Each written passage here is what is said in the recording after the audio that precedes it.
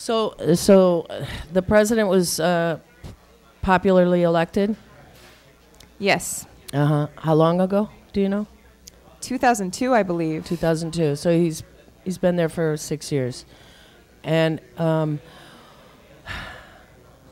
what are the loyal opposition, if you will, in Colombia doing in terms of, is there an ability to dialogue in Colombia with the powers that be or not?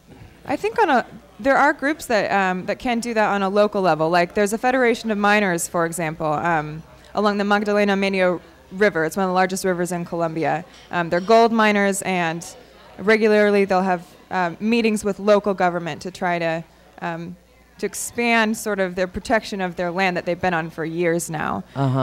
So sometimes that's effective, sometimes it's not. On a national government scale, I think really what's most helpful is the international pressure. Because from inside, you don't see a lot of activity in terms of protecting victims of the violence. So, which brings us to your upcoming conference and what you're trying to organize people up here to do in support of Colombia and lessening the violence, I assume. So, could you talk about that a bit? Yeah, every year our Chicago Religious Leadership Network takes a delegation to Washington, D.C. It's a public policy delegation. For the last several years, we've gone as part of a national conference called Ecumenical Advocacy Days. People come from all over the country. There are presenters from all over the world. We take workshops. We learn about how U.S. policies are affecting the whole world. So we talk about eco-justice. We talk about economic justice, Latin America, Africa, all sorts of issues. So, and then the Monday following the weekend, we all go lobby with a unified message based on the issues that we've been studying for the whole weekend. So when is that? It's from March 13th through 16th. What does it cost? Does it cost people something to do that? It does cost money. There, you can always go. You can go on the website. It's advocacydays.org. Say that one more time. Advocacydays.org.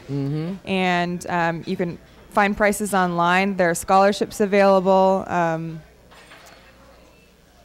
Advocacydays.org, and that is under the auspices of the Religious Task Force? No. Ecumenical Advocacy Days is a national conference in itself, and a whole host of organizations from around the country help to put that on. Thanks for making that clearer to me. You also mentioned when we were preparing for this the family travel to Cuba policy of our government, and how under President Bush it got curtailed about 4 years ago. Yes? Yes. Okay. And describe the curtailing of that and what you're trying to do vis-a-vis the Cuba family travel policy from the U.S. Well, really what we're trying to do is end travel restrictions for all U.S. citizens to be able to travel to Cuba. Here, here. Yeah, here, exactly. Right now, the most real, what President Obama has said out loud is that he's interested in ending restrictions on travel just for Cuban Americans who have family in Cuba, which is a great first step, but we don't think it's far enough. Sure. So there have been a call for years from throughout the hemisphere, from presidents of other Latin American countries, from church denominations throughout the Americas, for an end to the entire embargo against Cuba.